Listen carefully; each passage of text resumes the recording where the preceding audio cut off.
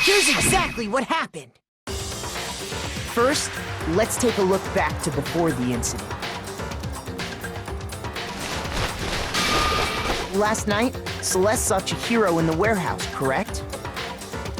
At the time, she was apparently stuffing something into a duffel bag.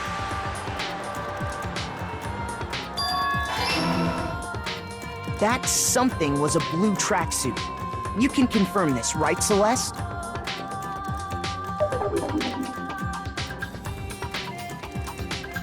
With bag in hand, Chihiro headed out, even though it was officially nighttime.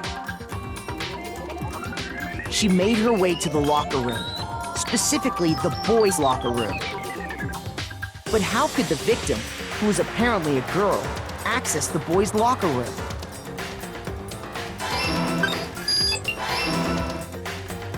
Simple, because she was really a he, which is why he was able to use his own handbook to gain entrance to the boys' locker room. Once inside, he met with someone there.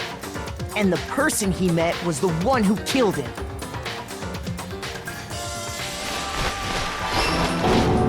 It seems likely that the killer grabbed the nearby dumbbell, approached the unsuspecting Chihiro,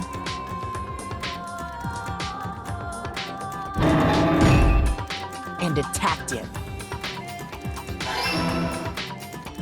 And that's where the bloodstains on the poster and carpeting in the boys' locker room came from.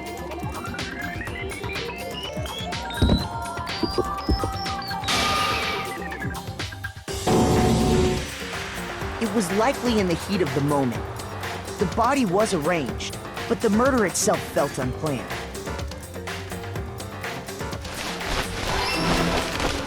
Which is why the killer hurried to try and hide the act. First, pulling up the bloodstained carpet. Then, removing the bloody poster.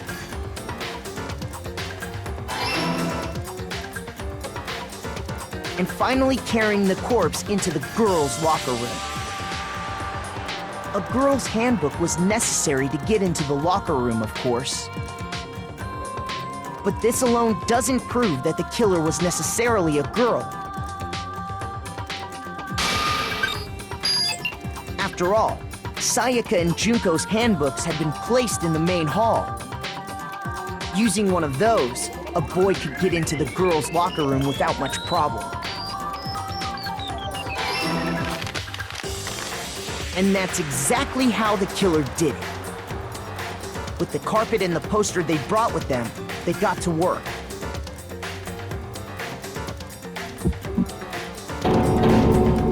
They changed the layout of the boys' and girls' locker room in what you might call a crime scene switch. That could have been the end of things, but no. Byakuya discovered the body and decided to intervene in the situation, making things even more complicated. So, after stumbling on the crime scene, he went and grabbed the extension cord from the library, and then he got to work. He used the cord to string up Chihiro's lifeless body.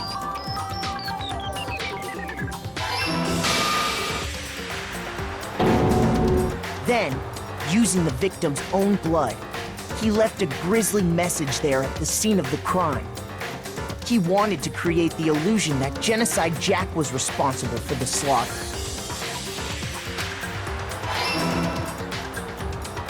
And around the same time that Byakuya was putting together this facade, the killer, having already disposed of Chihiro's bag and other belongings, arrived at the sauna. There, they planned to destroy the last piece of evidence, Chihiro's handbook.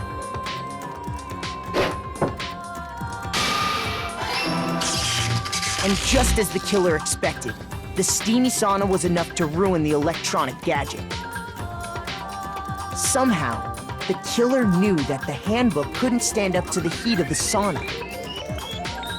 And the reason they knew that is because the sauna had already wrecked their own handbook.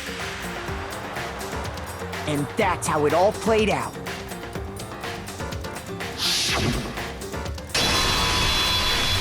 Isn't that right, Mondo Owada?